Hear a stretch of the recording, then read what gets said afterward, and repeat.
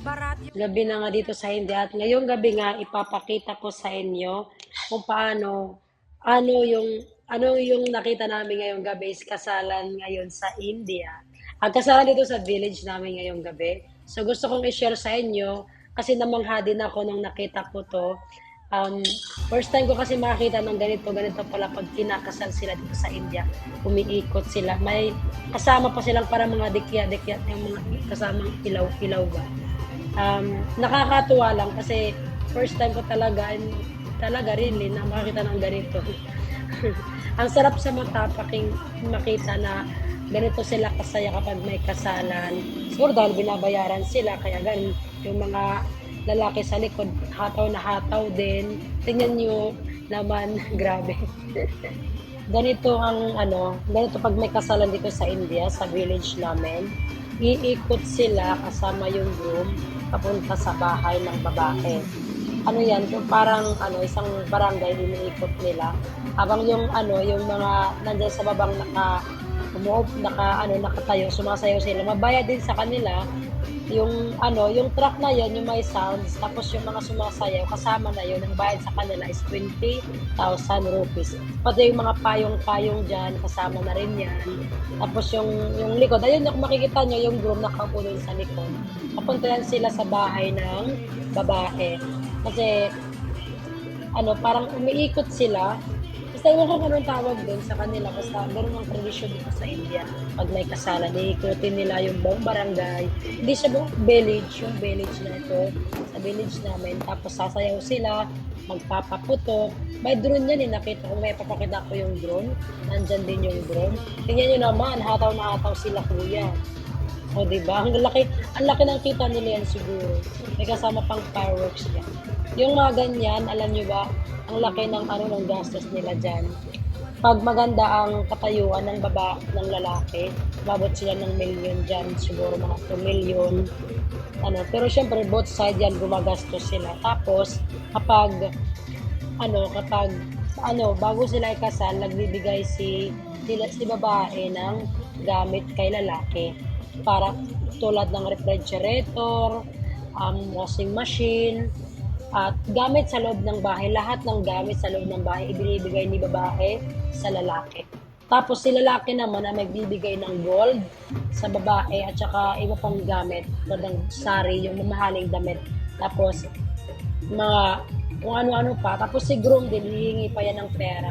Depende kung ano ang klase ng katayuan ng lalaki. Si mother-in-law nga pala nandun na sa baba. Nakita niyo yung nakatayo humarap sa amin.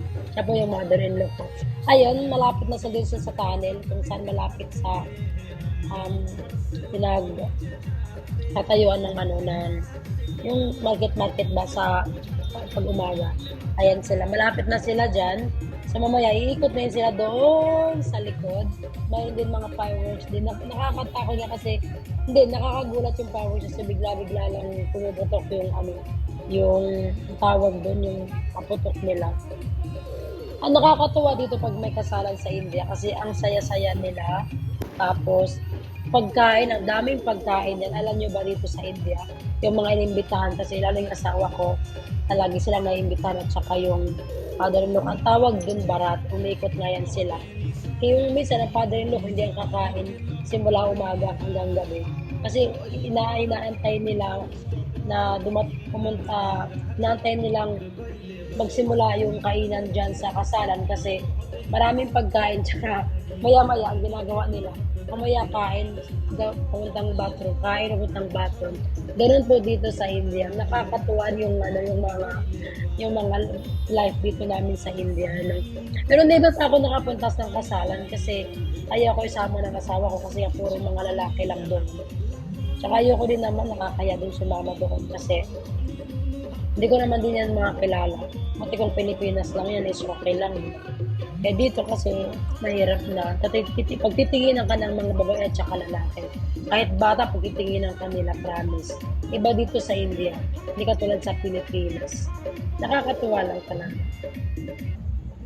Ayun din nga pala yung event nila sa area na yan kasi doon yung babae nakatira sa lugar na yan.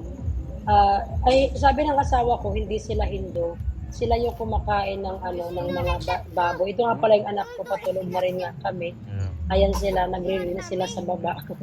Nagre na kami sa baba. Kaya yung lola, Oh. gusto nang matulog.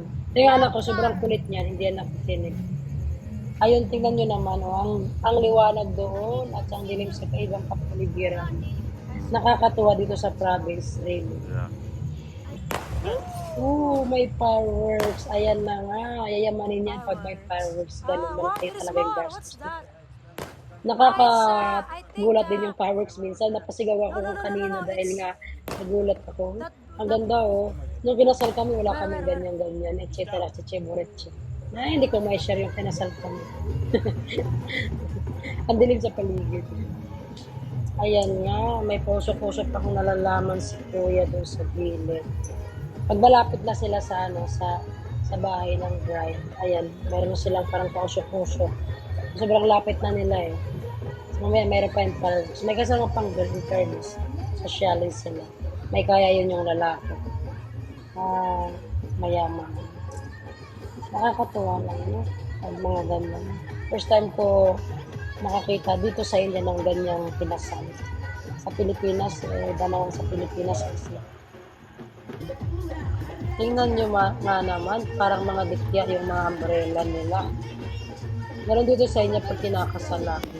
Parang may kasama-sama silang dikya. Ang ganda ng ang ganda ng view. Kasi hindi katulad sa atin pag kinakasal, hindi sila nag-iikot. Dito sa kanila, naiikot talaga sila. Tsaka dito gabi din sa kanila ginaganap ang kasal. Tingnan nyo, ang daming tao doon. Nakasunod. Yung iba dyan, yung mga inimbita, sumasama sila sa sumasayaw-sayaw sila. Ang dilim sa paligid namin, pero pag pinukus mo doon sa kanila, sobrang liwanag. Malapit na sila sa event, tingnan nyo. Diba?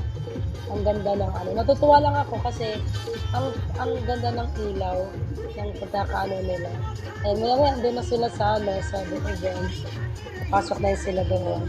Tapos magre-ritual, after ritual, mga ilang minuto. Mga ilang oras pa yan bago sila magsimulang kumain. Siguro gabi na sila kakain. Ayan. Ayun nga, maraming salamat sa inyong panonood sa aming video. Nagpapasalamat po sa sumusuporta po sa aming lahat. Pinapakita ko yung drone kasi medyo madilim sa taas. Nagpapasalamat po sa inyong lahat. Sa mga hindi naman po natutuwa sa aking mga video is okay lang.